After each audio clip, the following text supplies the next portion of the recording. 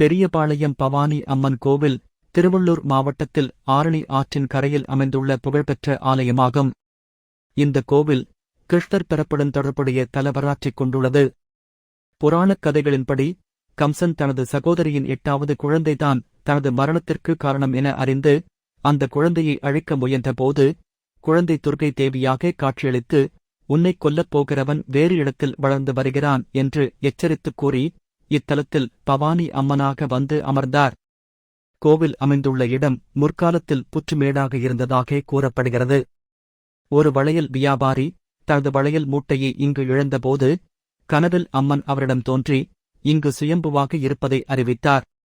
பின்னர் அந்த புற்றை அகற்றி அம்மனுக்கு கோவில் கட்டப்பட்டது. அம்மன் 4 கரங்களுடன் காட்சியளிக்கிறார். மேலிரண்டு கரங்களில் சங்கு சக்கரம் தாங்கி, கீழிரண்டு கரங்களில் வாள் மற்றும் அமிர்த கலசம் தாங்கி அருள்பாலிக்கிறார். பெரியபாளையம் என்ற பெயர் பாளையம் என்பது படைவீடு என்று பொருள் கொண்டதால் பெரிய படைவீடு என விளங்குகிறது. ஆடி மற்றும் ஆவணி மாதங்களில் பக்தர்கள் அம்மனை தரிசிக்க பெருமளவில் வருகை தருகின்றனர். பக்தர்கள் தங்கள் நேர்த்திக் கடன்களை நிறைவேற்ற முட்டை அடித்தல், அங்கப்பிரதட்சணம், வேப்பிலையை ஆடையாக அணிதல், பொங்கல் படைத்தல் மற்றும் கரகம் எடுத்தல் போன்ற வழிபாட்டு முறைகளை மேற்கொள்கின்றனர்.